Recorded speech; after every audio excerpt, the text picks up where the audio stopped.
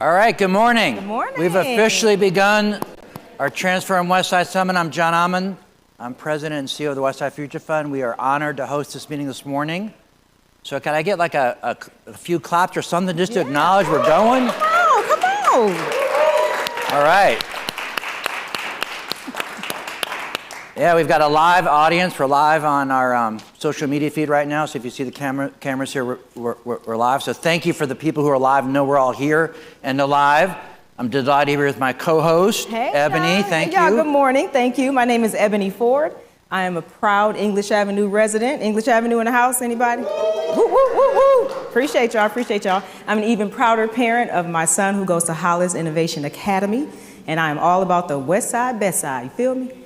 Good morning, y'all. All right, West Side, Best Side. So thank you. And we also, as we welcome new folks to the Best Side, if you're a first timer at our Transform Westside Summit, I always just like to thank and recognize folks who are at our Transform Westside Summit for the first time. So raise your hand if you've been here for the first. All right, so let's just give them a round for being here. Thank you. Welcome to the movement. Yes. Going to give a quick overview of our program this morning. In just a moment, we're going to have a devotion from Deas. Thank you for being here. We'll talk more about that in a second. After the devotion, more and more folks will be coming into the meeting. And for those who are here for the first time, we always do self-introductions. Everyone gives an opportunity to introduce themselves. And then we're going to have a great discussion on entrepreneurship with Jay Bailey, who with the Russell Center of Entrepreneurship, and we're excited about that conversation this morning, and then we'll be done by 9 o'clock, so everyone can get about their day. Absolutely. So I so appreciate you guys being here. I know Christmas next week, and it's cold outside, and it was probably dark when you left your house. So again, thank you for being here. But we appreciate you guys watching as well. It is really an honor, a very big honor to have Mr. Jay Bailey with us to share his incredible insights. This conversation is very important because it's all about how we can create opportunities, foster innovation, and drive meaningful impact right here again on what? The West Side, Best Side. So I'm very excited about this conversation. I hope you guys are too. Yeah, and we love to share these kind of conversations on our monthly newsletter. It is not written by AI. We actually write this newsletter. We want you to know that when you receive it, it's authentically created. The content is real. Yes. And we have a lot of testimonials as part of the newsletter. If you have things you'd like to include in that newsletter, please let us know. Absolutely. And we also want to thank the Westside Future Fund team for our strategic partners who have many stories to share. So again, make sure you subscribe to our newsletter. And we also invite you to get connected with us, get engaged with us via Instagram, X, formerly known as Twitter, if there's anybody still on that, and Facebook. That's my views, not Westside Future Fund. If you are watching the summit on YouTube, make sure that you do subscribe to our channel. And for the people that are here in person, make sure that you grab your 2 tickets from the back. We are giving away a Home Depot Foundation gift card and also a Goodwill of North Georgia gift card. So again, make sure you pick up your 2 tickets at the table in the back. All right, thank you, Ebony. So thank you. We're now going to kind of shift to set up our devotions. So for those that are here for the first time, we have a devotion every meeting. We ground it in the lessons of our inspiration of Nehemiah in the Old Testament, who went back and was called to rebuild Jerusalem to ensure that the residents had a safe community. So we take inspiration from that. But I'm always make sure to kind of ground our devotion, to read, and also you can see it's up on the screen behind me, a devotional statement. It's become our tradition to begin our meetings with a positive, inspirational message from a member of our community. Recognizing that many in our community are driven by their spiritual faith to participate in the Westside revitalization effort, the time at the beginning of our meetings is an opportunity to share various inspirational reflections. While the speakers may articulate their personal faith, it's meant to be inclusive, inspiring, and meaningful with the story of Nehemiah as our guide. And so what we're experiencing today, I think a little bit is kind of very much within the archetype of the Nehemiah story. And you'll see I'm very, very excited that we have today as our speaker, Deas, who really embodies the spirit of resilience and innovation on the historic West Side. He is a proud graduate of Morehouse College. Yes. All right. He's also a proud homeowner, and we're excited because he came through our homeownership program, Home on the West Side. And so we're excited about that. if you're looking for some last-minute Christmas shopping, he can help. He can help. Try Deas and Other Treats, right? A creative and healthy snack brand that brings joy to many. And his entrepreneurial journey is a testament to his passion and determination to create something meaningful. And in a great connection, he's an active stakeholder in the Russell Center for Innovation for Entrepreneurship, demonstrating his commitment to innovation and growth within our community. We're excited to talk about that more today with Jay. So it's a full circle moment when we think about that, right? Like for whom are we rebuilding this community? And we are grateful that you're going to give us a few words this morning and lead us in our devotion. So let's thank him as he walks up to lead us in our devotion this morning.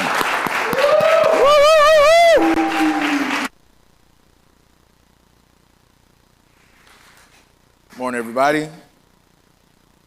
I know y'all hear preachers and people talk and do all the rhetoric stuff, but I'm a Pentecostal kid, so y'all got to talk back or we'll be here way past the time allotted. So good morning, everybody. It's a full circle moment, and I'm glad to be here. Don't have a whole lot of time, so just want to get into it. I want to thank John and Jay and everybody. I'm going to try to stay behind this podium because I'll get really excited. But it's an honor to stand here as someone whose life has been impacted and shaped by the power of community and has been shaped by the hope that we all share for the West Side. I'm a resident of English Avenue, very proudly, but I'll tell you right now that I'm originally from the East Side, the city of Lithonia, the city of God, and I'm proud of it. But they sent me here to help contribute, to help saving the city so we can do it all together. Now, I say that with a little bit of humor, but I believe that wholeheartedly. I believe that with faith, determination, and community, anything truly is possible. My journey, as I stated, started at Morehouse College, where I was surrounded by peers leading movements with entrepreneurship and economic revival. From there, they introduced me to Village Microfund. Village Microfund, I met Keitra Bates with Marty's, which is where Try Deas makes our nuts. Keitra introduced me to Saganthi Simon, who used to work for the Arthur Blank Foundation, who now works for Chase. And she introduced me to Home on the West Side at a meeting just like this. And I'm proud to say that I own my home because of these connections. Each applause goes right there. Thank you, Kathleen. Each of these moments reminds us that hope isn't something that we feel, it's something that we build. And what I've learned is this: with belief in God, belief in yourself, and belief in your community, you can do anything. The story of Nehemiah is about more than just rebuilding walls. It's about restoring people. When Nehemiah heard about Jerusalem's broken walls, he didn't sit back and hope someone else would step in. He prayed, he planned, and he acted with urgency. Nehemiah 4:14 says, "Don't be afraid of them. Remember the Lord who is great and awesome, and fight for your families, for your sons, for your daughters, for your wives, and for your homes." Nehemiah's call wasn't just to rebuild, it was to fight and defend what they built. He understood that the stakes were high. The walls weren't just about protection, they were about securing a future where families could thrive. That's where we are today. The work on the West Side isn't just about homes or businesses or programs, it's about people. It's about creating a future where families and communities can flourish. And like Nehemiah, we're called to build with one hand and defend with the other, knowing that the work is worth it. That's where you say amen. Amen. The urgency in Nehemiah's story mirrors the Christmas story. For generations, people waited for a Messiah who would come with force, someone who would overthrow oppressors and establish a kingdom with power, but God's strategy was different. He sent his son as a child in a manger, humble, vulnerable, unexpected. Christ didn't come with an army, but he came with love. His strength was in his strategy, the cross, the Spirit, the gospel. And through Christ, God gave us a power greater than any earthly kingdom. For the Bible says God has not given us a spirit of fear, but of power and of love and of self-control. You know, it is a sound mind. That same Spirit calls to us today to build what's been broken, to love even when it's hard, and to stay focused even when it's difficult and overwhelming. Here's the truth about hope. It's not passive. It's not sitting back and waiting for something to change. Hope is action. Hope is building and defending. Hope is sharing what you have and working together to create something better. Nehemiah rebuilt Jerusalem's walls, but the walls were never the point, you see. They were the foundation for something greater. A renewed people with a renewed purpose. And the same is true for the West Side. The homes, the businesses, the programs that are being built, it's about more than the structures. They're about creating a future where hope truly thrives. This is why I believe so strongly in the power of belief. With belief in God, belief in yourself, and belief in your community, you truly can do anything. I know it's crazy, it's nuts, but it's true. Belief in God gives you the strength to persevere when the work feels impossible. Belief in yourself reminds you that you are uniquely gifted to contribute to this mission. Belief in your community shows you that we are stronger together. Nehemiah didn't rebuild Jerusalem alone. He called on families. He called on leaders. He called on the laborers. And the same is true for us. Whether you're a resident, community leader, organizational partner, you are part of this story. So let me leave you with these couple of challenges. I want to ask you a question. Number one, what is it that you're building? Each of us has a role to play. Are you building with urgency, focus, and faith? Second question, who are you defending? Look around you. Nobody looked. Look around you. There are people who need your strength. They need your advocacy. They need your voice. The last question is, how are you sharing hope? Whether it's through a connection, a resource, or your story, how are you being the link in a chain that spreads hope to others? So let's rise up together and build with boldness and fight with faith, knowing that we are not just contributors to this work, we are essential to it. Together, we can create a future where hope becomes the foundation of everything that we build. Nehemiah 2:18 says, "Let us rise up and build." So they strengthen their hands for the good work. Let's pray. Eternal God, we thank you for the hope that you give us. The hope for a home, the hope for a community, the hope for a future. Empower us to rise up and build with boldness, defend with faith, and lead with love. Strengthen our hands for the good work you have called us to, and remind us that with belief in you, ourselves, and our community, we can do extraordinary things. In Christ's name, amen.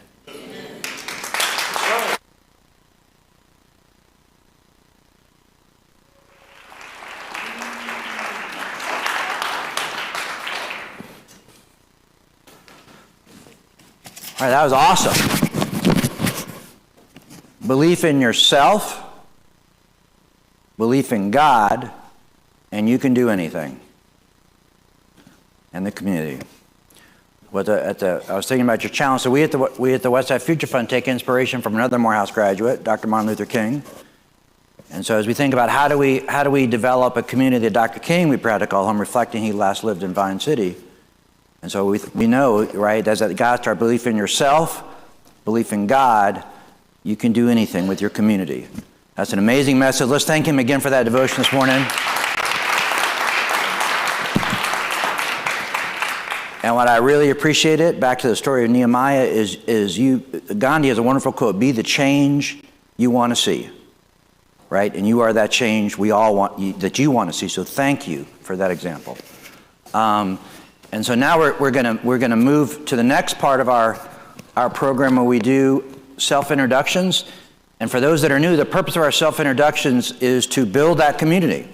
And so we're intentional about people standing up, hold the mic. Ebony will move around, hold the mic relatively close to your mouth so it can pick it up.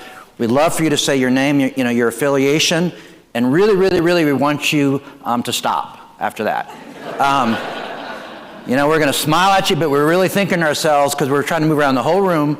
And if you've got more you want to make sure people know about, please let us know that. We'll get the word out. So kind of your name, your affiliation, and part of that. So after the summit, we encourage people to network as they learn about one another. And so we'll start with the mic, and Ebony will move around the whole room so everyone has an opportunity. Yes, I will move around the whole room, and I'll probably get overheated, but I'm going to get it done. Okay, so it gets a little confusing, and sometimes I can kind of lose track of where the mic is, so we'll probably just go back and forth and just do this section, then that section, and then maybe the back. So if you guys can kind of help me, thank you, and we'll start right here. Long time since y'all heard from me, but... Oh, and correction, my name is Deas, like Deas Nuts, and I'm with Westside Future Fund, Try Deas, and Russell Innovation Center for Entrepreneurs. Very proud to be here. Good morning, everyone. I'm Latricia Brown. I'm assistant to the president and CEO of the Russell Innovation Center for Entrepreneurs, Jay Bailey. Jay Bailey, I work for Latricia. Hi, my name is Justin Liu. I'm an architectural designer at Gensler. Hi, I'm Alan Bell. I'm the executive director of the Atlanta Resource Foundation. Good morning, everyone. Happy holidays. I'm John Park. I serve as an architect with Gensler. Good morning, everyone. My name is Kendall Cunningham. I'm a district executive for the Atlanta Area Council representing Southwest Atlanta. Hey there, I am Kathleen Bryant. I'm with Partners in Change, and we're providing free life coaches for under-resourced adults who are pursuing new goals. Good morning, happy holidays. I'm Neil Shorthouse, also with Partners in Change, enabling hope, opportunity, personal development through free life coaching. Leroy. Good morning. Merry Christmas. Bob Dickinson, Executive Director of the STEAM Sports Foundation. Good morning. I'm Leonard Murray. I'm the Managing Partner of Zion Consulting Group, Senior Real Estate Consultant to the Grove Park and Eastlake Foundation. Good morning, everybody. I'm Eric Smith, a Senior Civil Engineering student at Prairie View A&M University with generational ties to the West Side. Sarah Sullivan. I'm a relatively new resident of Vine City. Good morning. My name is Kristen Mosley. I'm a graduate of Spelman College and with Chick-fil-A. Good morning. My name is Tiffany Blake, and I'm the Vice President of Historic South Atlanta Neighborhood. Good morning. My name is Kiana Collins. I'm a realtor, and I specialize in connecting people with communities, and I'm a West Side graduate from Clark, Atlanta. Good morning. I'm Lamont Griffin. I'm with Mallory and Evans, Real Estate Development. I'm their senior associate. Good morning. I'm Aisha Moody, co-founder Atlanta Music Project, housed in the Sylvan Hills neighborhood. Good morning. I'm Lauren Soroyer with Chick-fil-A, and we'll be with Westside Future Fund in the new year. Oh, yeah. You know what? That would. Thank you. I think you guys went. You went. Okay, well, I guess we'll start over.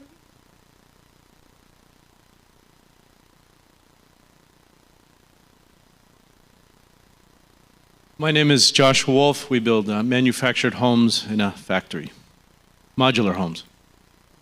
Good morning and happy holidays. I'm Danita Knight, President and CEO YWCA Greater Atlanta, and also the soon-to-be Phyllis Wheatley Westside YWCA.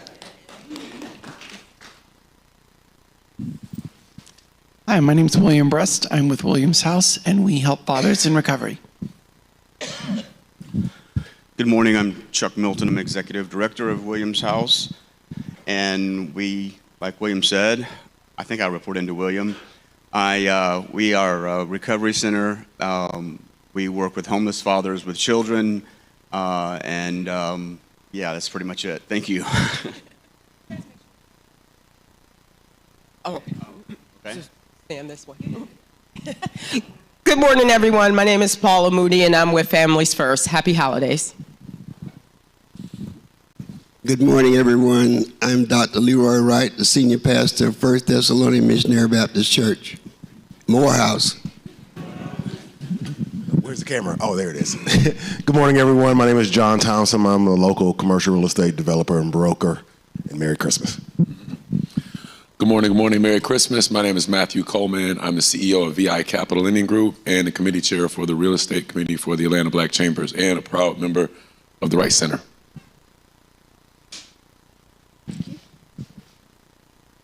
Greetings, everyone. Happy holidays. I'm also a Morehouse mom, and I represent the Atlanta Healers Network.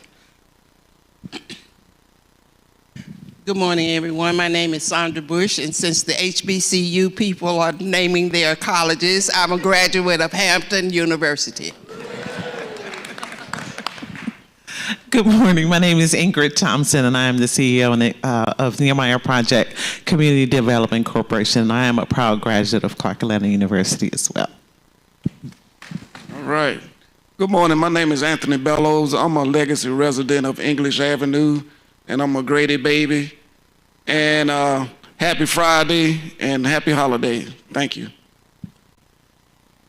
Good morning, everyone. My name is Carrie Garrett. I work with LS3P. We're an architecture firm that transforms communities. Good morning. I'm Dan Jenkins. I'm also an architect with LS3P. Good morning, family. I'm Tillman Ward, Community Resources of Vine City, product of Berean Academy, Booker Washington High, Morris Brown, Clark Atlanta University as well. And as my friend Alan Bell would have me tell you, in this room there are no strangers, only friends you've not yet met. Good morning. Happy holidays. Linda Adams, Vine City resident. Good morning, John Ross, next level team. I make a living by financing and real estate, but I make a life by serving my community. Thank you. Good morning. There are a lot of architects today, and that's my background. I'm Laura Heery, and I also formed a micro foundation called the Live, Work, Walk Foundation, and pointed all of my efforts towards this man here.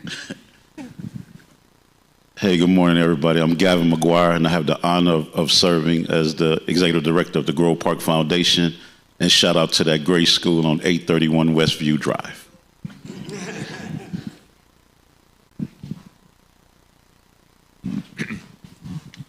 Bob Butler, Co-Web Banker Real Estate.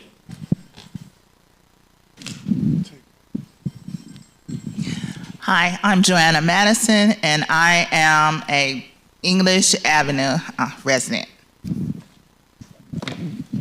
I'm Greg Madison, also resident of English Avenue with this pretty young lady. And I'm also the author of over 20 books for people overcoming addictions, and the founder of a 501c3, which will assist the body of Christ in leading people from the darkness of addiction to the light of Christ. Amazing. Sean Watwood, proud English Avenue resident and the brand new Senior Director of Corporate Philanthropy at Morehouse School of Medicine.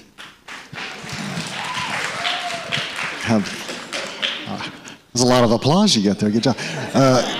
Good morning. Brian Wismer, City of Atlanta, Project Manager for the Mayor's Neighborhood Transformation Initiative.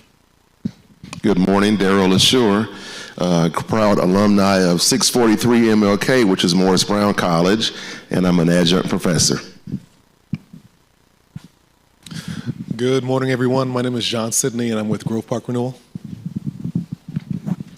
Good morning. My name is Amber Taylor. I'm with the Atlanta Music Project as the Associate Director of AMP Academy. Hello, my name is Lydia Falcon, and I am also with Atlanta Music Project as the After School Programs Associate.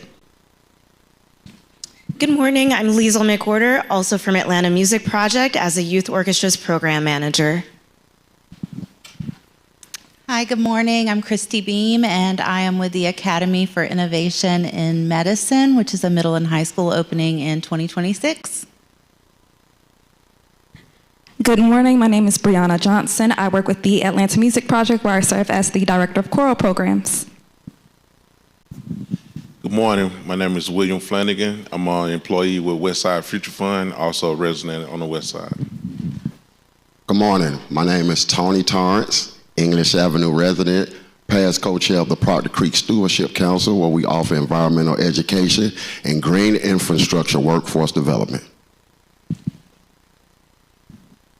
Good morning. My name is Isaiah Cuffey, and I'm a program manager at the Atlanta Music Project. Hi, my name is Molly Miller. I'm a co-founder of Meter House, and we're a real estate development consulting company. Good morning. My name is Liesl Morris, and I'm the other co-founder of Meter House. Okay, I think that's it. One more? Okay.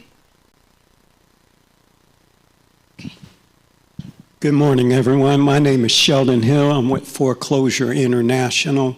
We educate, we stop foreclosures and evictions on homes and apartments.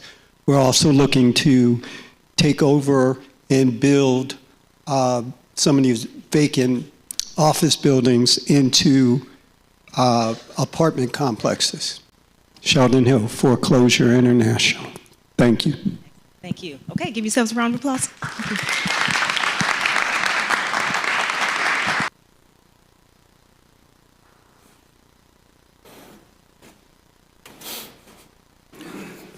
All right, thank you, Ebony, and hopefully during those self-introductions you may have heard somebody's name you'd like to know, or maybe someone you could help, so we'd encourage that, after the Transform Westside Summit. So Jay's excited to get started, so I'm going to get his introduction here, but I'm excited that we have an opportunity to visit, so we'll talk a little bit, then we're going to open up, give a little time for questions from the audience as well.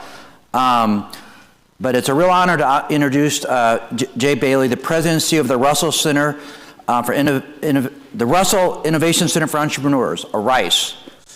And I'm also would note that my current board chair, Dallas Smith, is also on the board of RICE, along with one of my other board members, Sylvia Russell. And so I know they're all very excited. They're probably watching right now, so I want to get this right. So under Jay's dynamic leadership, RICE has become the largest center in America dedicated to growing Black entrepreneurs. His work is grounded in a vision of equity, empowerment, and creating pathways to success for underrepresented business leaders. RICE stands as a beacon of opportunity, providing resources, mentorship, and a thriving ecosystem for entrepreneurs to innovate and grow. Jay's leadership has made RICE not just a center, but a movement for change and empowerment. Today, Jay will share his insights and vision in a discussion entitled Empowering Innovation, Building Entrepreneurs for a Thriving West Side. All right, so come on up now, Jay. Thank you.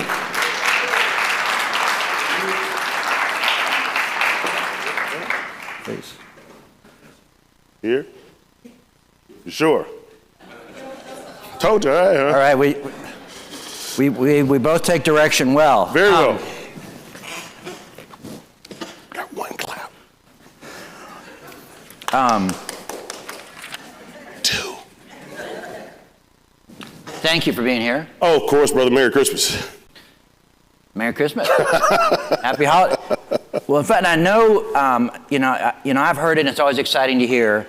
And the way, not only what you say, but how you say it is always amazing. Can you share the vision behind RICE and how it aligns with Atlanta's rich legacy of Black entrepreneurship, and also, with that Russell family? Oh, wow. I didn't read the question, so I just kind of gleaned them. Sorry about that. And shout out to our newest council member, Ishay Collins, that just sat in the front. Whole citywide, I'm so proud. It's rooted in John. I'm born and raised in Atlanta. I think Atlanta has the opportunity to be the most consequential city of the next 100 years. Nobody else has our corporations, our colleges, our community, our culture. We're a really cool city. But I love my city enough to be honest with her. We're still the worst city in the country when it comes to income inequality. We're still the worst city in the country when it comes to economic immobility. And we cannot be afraid to have a conversation about race. Those demographics that compile those stats, they're mostly Black people. And if we look at the city skyline, anybody ever look at Atlanta's beautiful skyline?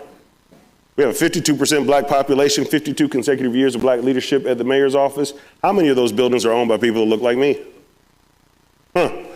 So if we think about Black businesses, and although we're the Black Mecca, Black businesses only account for a little over 8% of the economic growth of our city. That's got to change.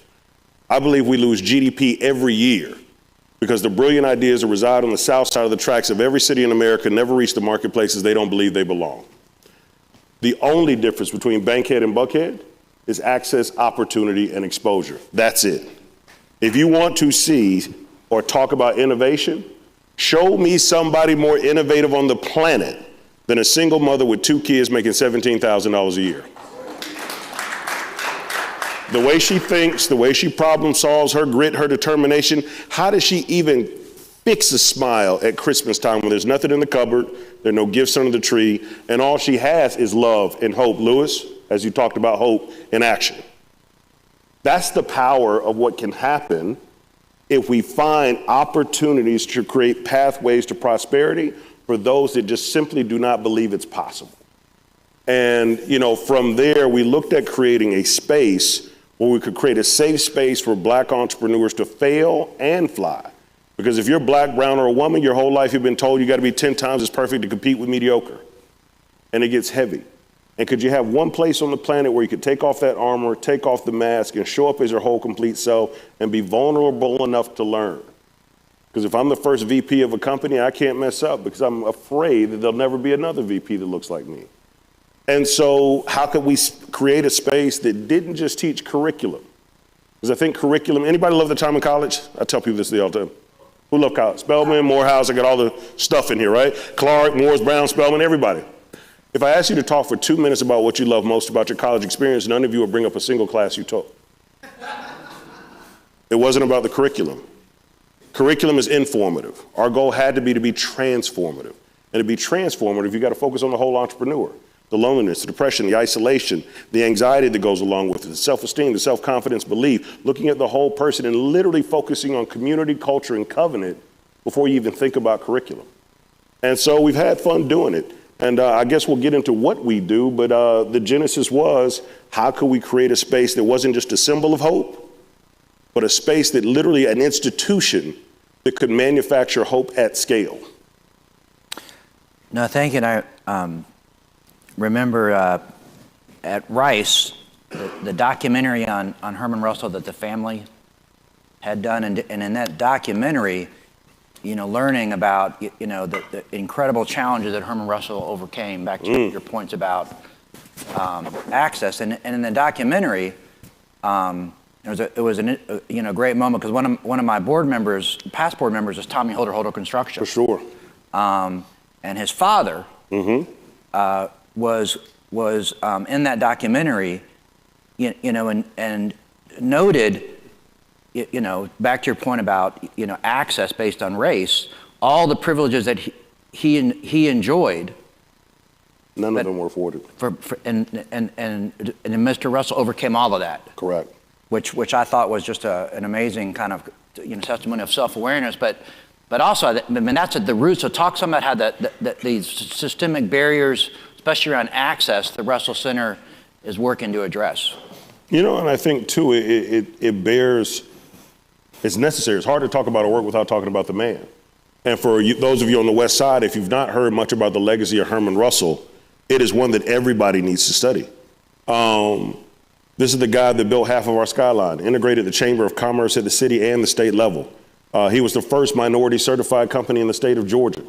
Owned professional sports teams, modeling companies, built, like if you go past the Mercedes-Benz Stadium, 2 blocks from that, then for the next 8 blocks is all Russell property. If you've been to the Chick-fil-A up the street, that's a Russell property. Just a savant in business. And if you think about where the Russell Center is, anybody been to Pascal's? Yeah. Directly across the street is this huge building. And as the young lady told me about Mr. Russell being an inspiration, she was at Clark. Where is she? Did I lose her already? I was going to point you out and shout you out. There she is, right there. Here's the magic of the space when we start talking about access. For context, if you close your eyes and think of a Black man 78 years ago, Jim Crow segregated racist South, where there were still documented lynchings of Black men for simply thinking too much of themselves. That was their only crime. This brother had the audacity to dream up a headquarter building that was a full city block wide and 50,000 square feet 78 years ago. And he didn't hide behind Acme Inc. or some anonymous name. He named it H.J. Russell and Company. He built it on a hill intentionally because directly across the street, Morehouse, Clark, Spelman, Morris, Brown, ITC. It ain't ancient history. I went to the University of Georgia. My daddy could not. The guy can call on the iPhone, my pop, he could not by law, and I'm only 48. So he knew that students from all over the world would go to the best schools available right in that AUC complex. They needed to see the physical manifestation of what was possible for people that looked like them. Back to access, opportunity, and exposure. And if you talk about people like T. Dallas Smith, And T. Dallas, if you're listening, brother, I'm gonna shout you out. But Noel, Khalil, Egbert, Perry, the list goes on. If you were successful in business and real estate today, more than likely you got your start at H.J. Russell and Company. He was an incubator and accelerator before they were even terms. And so for us to look at access, what we term uncommon access, it looks like a Louis Deas hopping in my truck on a road trip with Stephanie Stuckey, whose family has been generating pecans and pecan candies for the past 100 years, going to see their facilities, their manufacturing, and understanding, one, how he can build a relationship with a storied family that has been doing the very same thing he does for over 100 years. But also seeing ways where he can grow and expand because he's seen someone who's done it at the next level, and he can start to craft his journey to get to his next level. It's where a Jamie Dimon is at the center for 4 times, one of the most powerful bankers in the world, but he's talking to our entrepreneurs. It's where if I've got a drink company and I'm meeting Leslie, who is the founder and CEO of Arden's Garden, and she's helping me think through my strategy. It's taking 14 entrepreneurs to Bentonville, Arkansas to meet with the CEO of Walmart, where now 4 of those entrepreneurs are on Walmart shelves and 3 more are about to go in next year. It's those kind of experiences where now, when you take ingenuity that was already in our community and supercharge it with the level of access they never could have dreamed of, you see opportunity happen immediately. And so that's what we're seeing every day. Well, that's, man, I was thinking,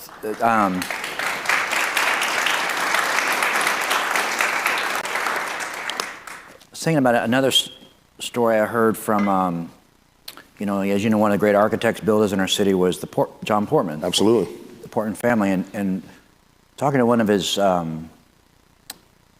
sons, and he was talking about when they were building, I think it was the Hilton, and they hired Herman Russell as a black contractor. Mm-hmm.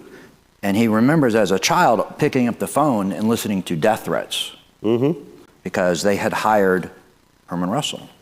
And you know, you think that's within a lifetime of us. Surely.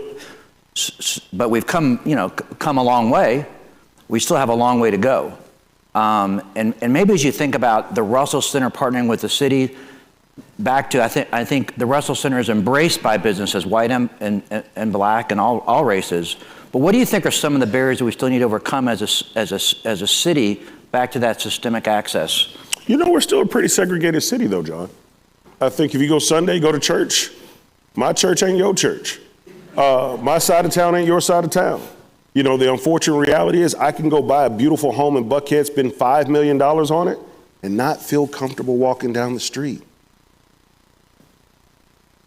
And so when we start to think about what are the ways, and you guys do a beautiful job of it. When we look at this room, guys, for perspective, this room wouldn't have even been possible, maybe bordering illegal 65 years ago. To have the two of you sitting next to each other, to have English Avenue having you, sir, as a resident and you, ma'am, as a resident was uncalled for. I mean, it was just unheard of. And so you're right about progress, but I think there's this notion of how well do we know each other and how willing are we to get to know each other? And I think more organizations that very intentionally bring people together to share our common humanity is our way forward for this city, or we will crumble. And I think that that with the Russell Center, although we focus on black entrepreneurs, there's a very distinct purpose why we do that, but there's no moat around the center that says whites are not allowed. You know, it is a space where now a community that has had a lack of access to maybe some of the resources that come from all over the city. This becomes the conduit to create those bridges and build those bridges. So yeah, brother, it's time. Atlanta over the next 10 years, for everybody listening, if you're not hip to it, in the next 10 years, you will not recognize this city. The level of development that is going to the north, the south, the west, and the east of me right now will forever change the skyline in the city that we love. Gensler's in the building. Y'all are designing half of it. So shake your head. He's smiling over there like, yeah, we're making a lot of money right now. Right. I'm telling you. Amen. And I think about, I mean, your family in particular. The new West Side, who knew 10 years ago that it would look like it does today? Who knew? I was coming here. Who's been to Summer Hill lately? Just 8 years ago, could you have guessed that Summer Hill would look like it looks right now? And so the city is going to change, and we've got to be very, very deliberate about making sure that all Atlantans have a part to play in its prosperity. Well, I think, to your point about how people live and worship, and we're still a very segregated city both on race and class. And as we look to the west side and all the opportunity that's coming, like, what do you think some of the most important things we can do so we don't replicate that past? So we're more intentional about building an inclusive community on the west side. I love what you guys are doing, John, around providing affordability. It's a model that I want to also replicate around the Russell Center. I want to join your work because as much as we have an infrastructure for affordable housing, Ishe, as much as we have an infrastructure for affordable housing, we've got to have an infrastructure for affordable business. How can we ensure the next H.J. Russell doesn't move to Birmingham or Charlotte because him or her cannot afford to run a business or grow a business in our city? How can we ensure that Louis Deas, who is brilliant, who will create jobs, while he's building his business, he has a roof over his head that he can afford?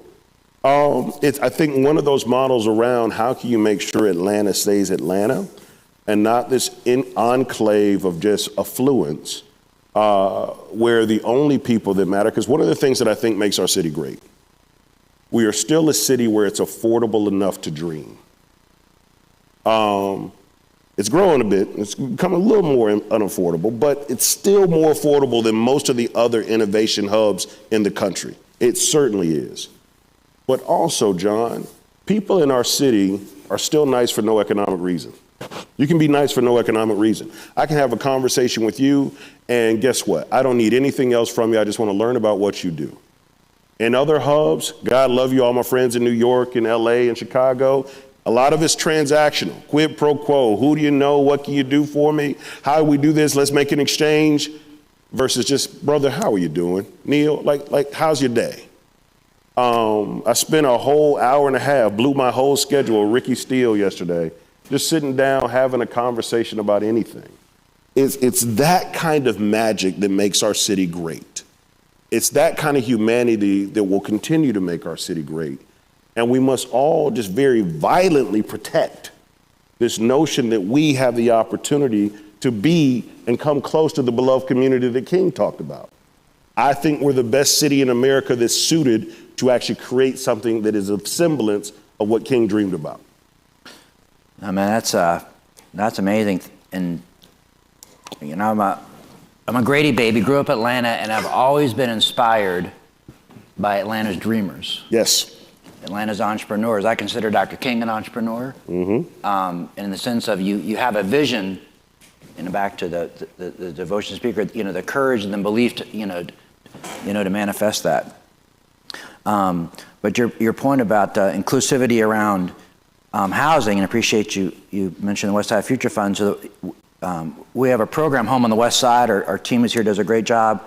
And we have community retention guidelines that say we prioritize those for housing that have, lived in the community, worked in the community, or graduated from one of the HBCUs like Morehouse or Booker T. Washington High School. And I think one of the things we want to do is add to that criteria if you're an entrepreneur who has graduated from the Russell Center. Oh, we love that. So that you're prioritized. That'd be big. I love it. Now, one of the things that that'd be fantastic. One of my learnings at the Westside Future Fund is what is scarce is land where everyone wants to be. And so as more and more people want to be in the city center, guess what's going up? Land cost. Yep. Right? So land in English Avenue, Vine City, that literally you could have gotten for $5,000, 10 years ago. Lee Harrop, Lee's our acquisition, doing a great job, can tell you all the escalation that's occurred, right? But if we want to ensure someone, when we buy a property, someone can, our land basis, but then we build a home, and we price selling homes at just our cost basis. Love it. And so people qualify for mortgage, but we've learned to put them in that home and they've qualified for mortgage, we layer in on top of Invest in Atlanta housing down payment assistance. And that's, thanks to a lot of, people in Atlanta that donate philanthropy, but that down payment assistance, just like if you're helping an entrepreneur, is earned. Yes. Meaning people have got to be in the home 5 years as they pay us back, and then it burns down after that. But that's one of my big learnings. If we want to be intentional about helping people start building that worth with the helm, is the help to get them into that home. And so we'd love to ramp up that partnership with the Russell Center around home ownership and building, because it's not just helping people with home, but people that really want to build a community based on building wealth, right? Yes. That's another big part of what we want to support. And we take wealth the way that we call it Black prosperity. Wealth is one construct, right? On the road to prosperity. And how do we build prosperity in community? So, brother, we would be honored in that way to offer to our entrepreneurs, based on your membership, not your membership, but being a stakeholder at the Russell Center, affords you this opportunity, right? That gives you this advantage for housing in the city, to stay in close proximity, to grow your dream. I think that, no, brother, that's a gift. Thank you so much for that. No, I think, and I remember when COVID hit and all the necessary conversations erupted around equity, that one of my real lessons I didn't really appreciate spending time was the importance of not what could be perceived as paternalistic help, but ownership. My man. But ownership. My man. And how do we help people have ownership, to build out their own dreams, their own wealth? And that's what we'd love to partner more with the Russell Center. I love it. It's what do you own and what do you control? And you cannot see empowerment through a charity lens. And I think philanthropy sometimes gets it wrong because inherently it's a bit paternalistic. Like, let us help you poor people down here do a little bit better. And that wealth conversation really never comes to the table. We've been astonished by the numbers that we've been able to record, and we now partner with the ARC to make sure that our data is independent and true. And based on the ARC, we have now 641 entrepreneurs we support full time. We touch about 10,000 annually. Those entrepreneurs generate and sustain over 4,200 jobs in the city of Atlanta. Those entrepreneurs generate over $147 million of revenue every year. And based on the ARC's numbers, are having over $527 million of new economic impact to the city of Atlanta. And to give you context, guys, that is more than the World Cup every year. So when you start talking about numbers and you start talking about how to move economies, like I said earlier, John, you got to bet on the West Side. You got to bet on that mother that's around the corner that's had this idea that could turn into an enterprise. You got to bet on that young man that's at Hollis right now who's dreaming of owning a business but will never have the role models, the mentorship, or the roadmaps to take it from ideation all the way to production. You got to bet on that person on the Southwest side that has all the acumen, all the skill, can take a car apart blindfold, but literally could be the next Elon Musk with Tesla. But nobody's ever believed in him or her enough to say that it can be done. And I'm a firm believer, guys, that you become what you behold. And if someone is able to see it, if they're able to be surrounded by the support, it's what makes everything happen. And it's really rooted in what we do at the center. It's not so much about the curriculum. Again, curriculum is informative. If our goal is to be transformative, we have got to look at how do we take that talent, supercharge that talent, weaponize that talent, and unleash it into the marketplace. And that's what we'll continue to do. Well, and I know when I was just reflecting back how you talked about that, Herman Russell was so intentional about where he built his business to be an example to those he wanted to inspire. And often it's also in Vine City. Think about one of it. I think it's at least Atlanta's first black millionaire is Alonzo Herndon. Wow. Right, and all that he overcame and built, because I often reflect, he built that mansion at a high point in Vine City. Yes, sir. Diamond Hill is what it was called. And I would imagine thinking all he overcame, what he must have thought as he looked over the city as another beacon of inspiration. But it's very inspiring to sit here with you. And I would imagine that everyone in this audience, raise your hand if you're feeling inspired by Jay and all that you're learning this morning. All right. Yeah, thank you for our new council member being here. We appreciate it. So all these people are inspired. What's our challenge, Jay? Like for these folks that are inspired by you, we want to do more, we want to lean in more. Yeah. What would be your challenges, your instructions? You know, I was inspired by a story, so it's not mine. I stole this one. So there's a Dr. Gregory Ellis at Emory Divinity School, and he shares this story about his great aunt Dot. Any country folks in the room? A few? So you can think of your old auntie that may not have a full college education or even high school diploma, but she's rocking on her front porch snapping green beans for dinner on Sunday. Crickets, the cicadas are going, and she's rocking, she's snapping green beans. And Greg tells this beautiful story of how at 8 years old, he walked up to his Aunt Dot and he asked her, Aunt Dot, how can I change the world? And so Aunt Dot in her wisdom, because all aunties are wise sitting on that front porch, right? She's snapping green beans and she says, baby, I don't know how you change the world, but I do know you can change the 3 feet around you. And although the Russell Center has evolved into the space that's the largest in the world doing the kind of work that we do, you know, we have thousands of people that we support every year. I'm a firm believer that change is incremental. Every day we pass by elementary school and there are kids in that elementary school that would benefit from our story. Every day we drive by people that we could collaborate with that we don't even think about. I think one of the things that's even more powerful than racism is what I call radical indifference. It's not that I hate you because of who you are, I just don't even see you and I don't care. And so I drive by you every day and I never even ask or even consider.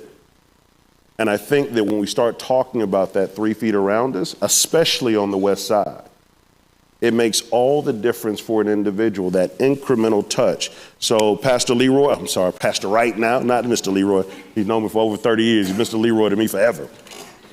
But Mr. Leroy, when you have that parishioner in your congregation and you just stop to put a hand on the shoulder and say, you know what, it's going to be all right.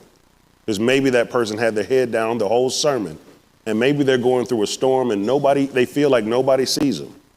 Or Neil, how you've helped thousands over your lifetime and career. But that kid that's sitting next to you where you have all of this historical data and institutional knowledge through decades of Atlanta changing, maybe this time you say, one day let's sit down and have lunch. Let me tell you about Atlanta and how we got here, right?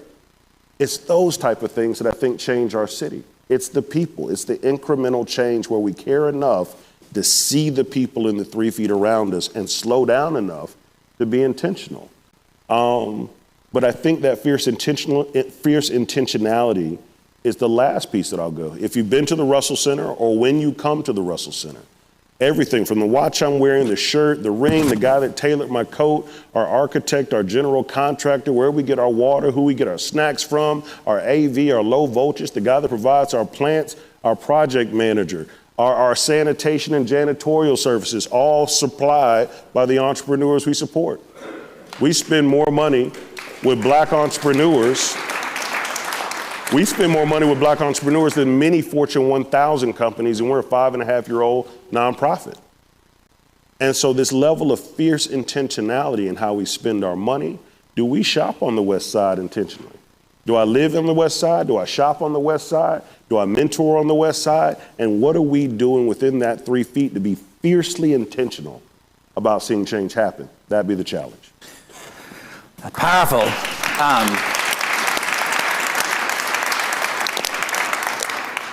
And I love that fierce intentionality. So before I, live in Vine City now. Before I moved to Vine City, I lived in the city of Decatur. My man. Don't say where it's greater though. We can say that. But there's still a lot of vacant lots in Vine City, English Avenue. There's still a lot of suffering. There's still a lot of homes that are not people living in. They shouldn't be. But one thing that really hit me living is I can, to your earlier comments, really from my backyard see this amazing skyline, which symbolizes the enormous prosperity and wealth of our city. And I've kind of reflected what that feels like to say there's so much resources here, but there's so much suffering right here. Right? And I've often thought if you're in a desert, it's one thing to feel thirsty and see no water. It's another thing to feel thirsty and see a bunch of water tanks and how do I get a hold of that water? It's a crushing feeling. But that the fierce intentionality of how we connect, because the know-how, the entrepreneurship, the wealth, that we can make what happens on the West Side so different. And so I appreciate that and the challenge. of connecting, how we can really connect with the Russell Center to bring that, as we go forward in the West Side. I love it. And I know one of the things we want to give time to do is questions, because I'm sure folks have questions. So we'll have a mic, and I think Ebony will have a mic. So if you have a question, raise your hand up, and Ebony will come, and so you can ask your question. So raise your hand high so she can see you. All right. Good morning. Good morning. The notion of being a hub, very interested in. Ishay, congratulations. And the whole idea of a physical hub that you end up having small businesses grow near you as well as housing near you. We seem to not have any tools in the toolkits that really are directed towards the business that has already incubated and is ready for a physical space that's maybe storefronted. And if you're a small business, you don't have time to look for the subsidy, find out the grant, organize the project. And a concept that I want to float, we see in residential development all the time. Sure. That a residential developer will put in infrastructure and they will sell lots, or even build the building and lease or sell. I think there's a potential to copy that for a small business hub that could be near you. And by the way, I want to add to your earlier point, the warmth. And when John Portman's family heard such awful things, in my household, Mr. Russell was there, having dinner with my father. Architects can play an important role. Roberto Goizueta was there, helping him become a contractor for the Coca-Cola company. And so now we have 3 generations of friendship from those moments in each other's homes. That's intentionality. And I think, it's a project that I'm kind of dreaming up right now, because exactly. Yes, I had a great idea, but pop quiz, tell me what a triple net lease is. Who's helping people understand that transition? It's one of the areas that we see a great opportunity with. You're absolutely on point with that. Good morning, Jay. Bro, I'm a little nervous on this. First of all, wonderful articulation, okay? The last time we met, Neil and I were trying to hook up with you, and we kept going in transit. Your secretary said, you're going there. And then when we walked out the building, we got you, as we got to the parking lot. We ran into on the sidewalk. Yeah, on the sidewalk. Yeah. My question to you is, how do you maintain a work-life balance? Ouch. That's a tough one, brother. I think that as we speak, my daughter is doing the Nutcracker at her preschool. So I'm not going to stay around too long because I'm going to jet out there to be there for her, right?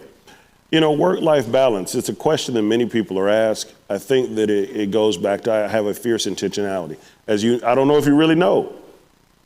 Mr. Leroy knew me in a different life, in a different world 30 years ago with a much younger Jay and a singular Jay. So we'll talk about that later.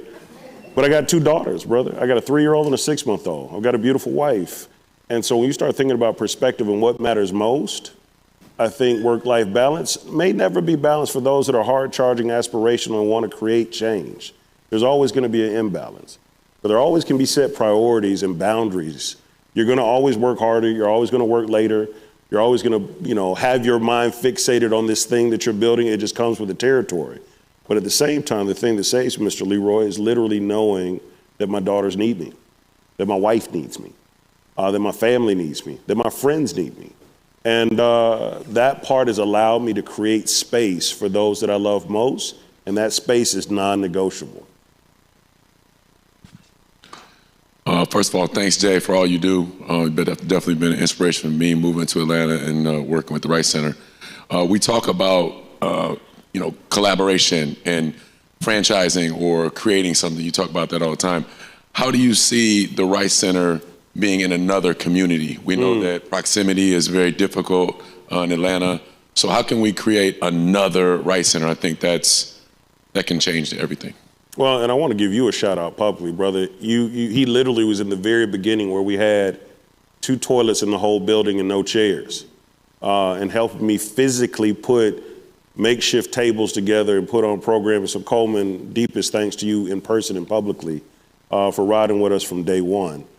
But I have thoughts like, at this stage, because we're still young, they'll never build another Morehouse. They'll never build another Howard. They'll never build another Harvard. But what they can do is create some of the digital tools that allow you to have a piece of Harvard or Morehouse wherever you are. You've seen it in the Russell Center. There's not a week that goes by that we don't have another city, state, or country coming in the center, sharing ideas, sharing methodologies. I think the best way we can be of service is be an open source. We share very freely. We collaborate with everybody. And also, there's a certain magic for the H.J. Russell Innovation Center in Atlanta, right? You can't really take that same magic and dump it in Memphis because we're foreign to that. Let's talk about who was the H.J. Russell of Memphis and let those in Memphis be inspired by that story. And maybe we share methodologies, but I think kind of the franchise model of saying that we've got the answer for Memphis and Dallas and Miami, I don't know if that's the right course. And I'm not saying I'm right or wrong. I'm saying right now it's what we're thinking, but could we help that organization in Miami accelerate by leveraging some of the things that have worked for us, but also learning from a lot of our mistakes that we've made along the way? Absolutely. Sharing the methodologies, I love that. Thank you. Oh, hello. Hey. Yeah. Jay, say something about the intersection of opportunity and preparation. Wow. I think that what we call it at the center, Neil, is rice ready, right? So when I talked about access, opportunity, and exposure, it is, you don't get a chance to talk to Walmart until you've proven that you are ready. I brag on it all the time. Walmart has the largest supplier event in the world. It's called Open Call. And they do this event called Road to Open Call, where they go from city to city, giving entrepreneurs an opportunity to pitch their ideas, to go directly to Bentonville to actually pitch their ideas to buyers and merchants.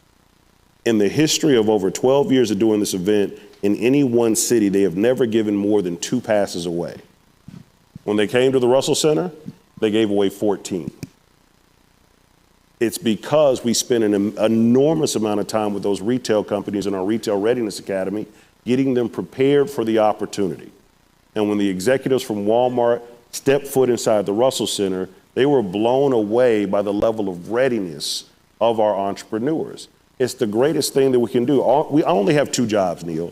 My job is to create the platform to make sure that you are ready for the next opportunity.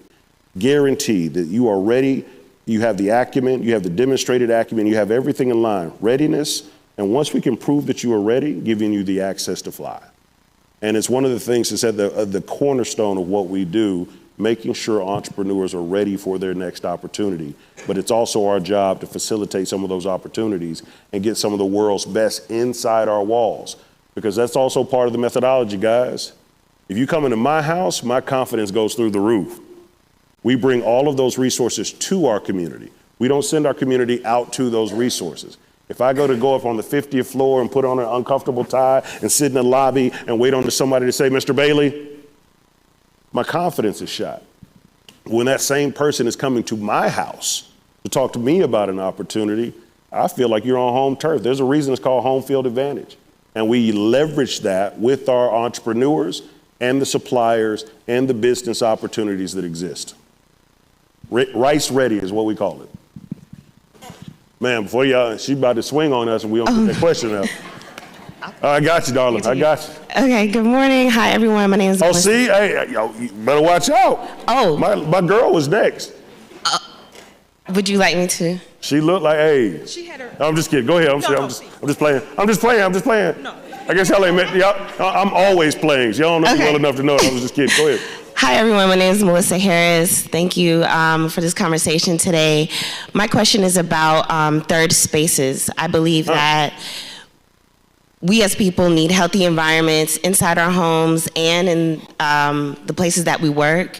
So I've dedicated my life to designing sustainable environments and helping companies reach their green goals for green building. But it's about these intentional touch points Third spaces really allows us to connect. There's no barrier, allows kids to be there, allows people from all classes to meet. And in Atlanta, we're losing those spaces where people can just connect organically through their day.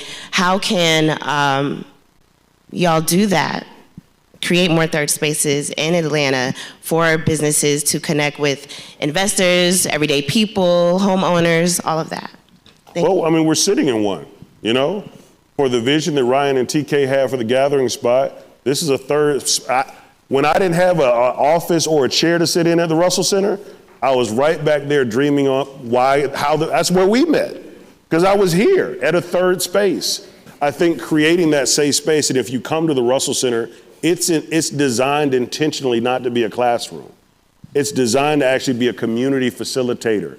And I think that with things like the Belt Line that will connect our city north, south, east, west, where communities can come together in green spaces, people that are having, you know, innovative ideas on how to create third spaces. I've got a third space in Old Fourth Ward right now at the Fourth Hotel, where my wife and I, after a long day, can find a space to meet with like-minded people. Thank you, Daryl LaShore, who's on the board over there at Fourth Club. But I think we have to be intentional about that. That was the question that John asked. How do we start making Atlanta great? It's because we have these safe spaces to actually come together to leave our titles, leave our positions, leave our possessions, and just be human again. I think you're right on point, and thank you for the work you're doing.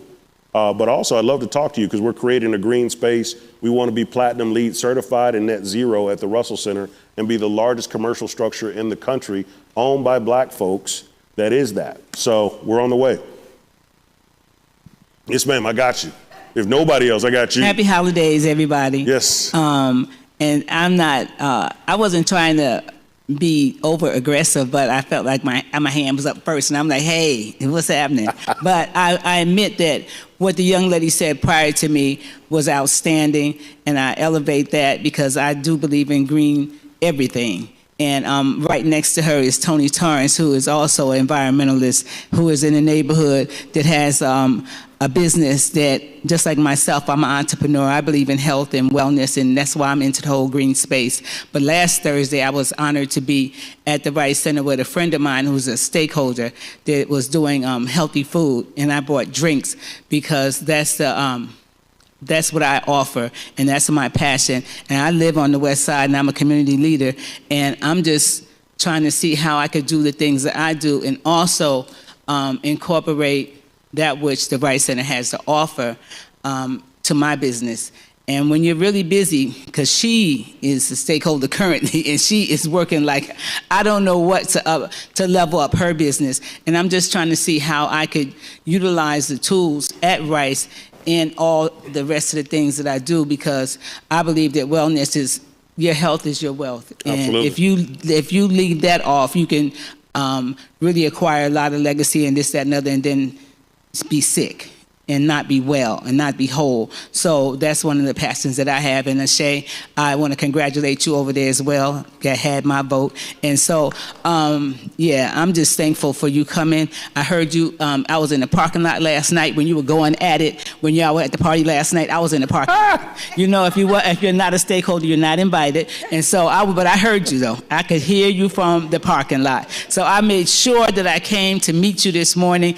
John, thank you so much for offering this up to the community. Sure. And I'm just excited about what Rice has to offer, but also how it could be made feasible for us working hard in the community and doing our own business at the same time. Thank you so much. Two quick things. One, there'll be an announcement in January about an incredible gift that we are receiving that's going to make that very possible, specifically for businesses on the West Side. Stay tuned. But secondly, we also do this thing called Saturday School. We understand that a lot of entrepreneurs have a full-time 9-to-5 job. A lot of entrepreneurs don't have the time commitment to come and be a full stakeholder. So what we're starting to do now, 2 Saturdays per month, is offer free programming in retail. We've even got a platform where you can learn about doing business in other languages like Spanish and Mandarin, business strategy, all free, all open source. You don't have to be a stakeholder. This is kind of our gift to community to share a little bit of our institutional knowledge with the community abroad. And so, yes, our stakeholder program is a full-on immersive platform that, yes, we ask a lot of our stakeholders. But on the flip side of it, we also want to be a good community citizen, and we want to continue to provide free resources and some of our experts and some of our access to the community, and all you have to do is show up. Saturday schools. And in January, you'll hear us talking a lot more about them. Well, that's amazing. Y'all, we know we could keep going, but we're about up at time, but I wanted to thank you for sharing the vision of the Russell Center and all the great work Russell's doing, but I'm really, thank you for sharing you. Thank you. And thank you for your courage and your boldness, and really challenging our city to do thanks to people like Herman Russell and so many, we have an incredible opportunity to do right and do good. My man. And so let's give it up for Jay for all he did.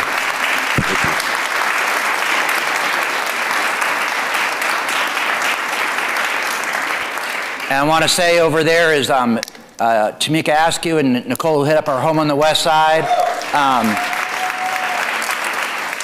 And we're going to have them over at the Russell Center working on more entrepreneurs as we think about how to get more homeowners like Louis Deas, Louis Deas. I keep Louis Deas into more homes. So thank you. Of course. And y'all, we're going to take about 3 more minutes. We want to make sure we do our gift drawing and say some thanks. Okay. But thank you, Jay. Thank you, bro. Thank you, John. Thank you for everything you do, brother. Yes, sir. Thank you.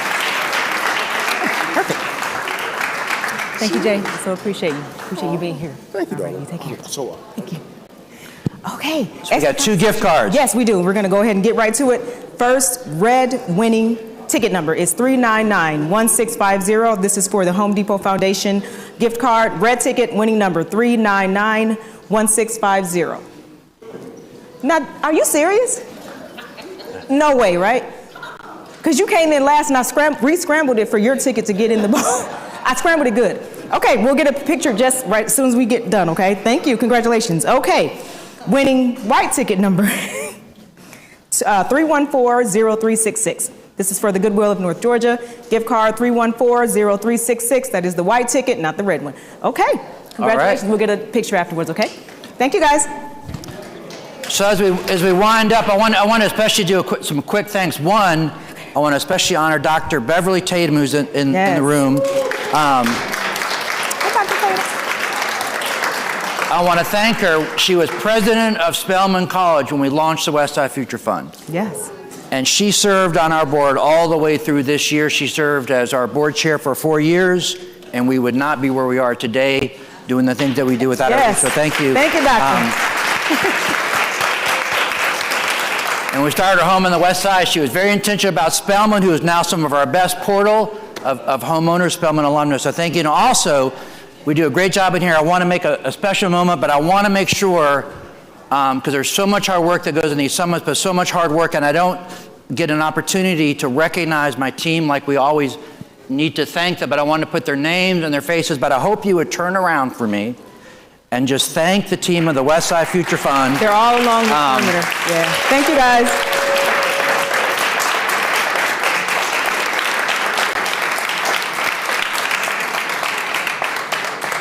All right, thank you. And thank you, Sonia, always getting our summits ready. Thank you, Chick-fil-A, for once again for a great breakfast. We hope you have a safe and happy holidays and see you back here in January.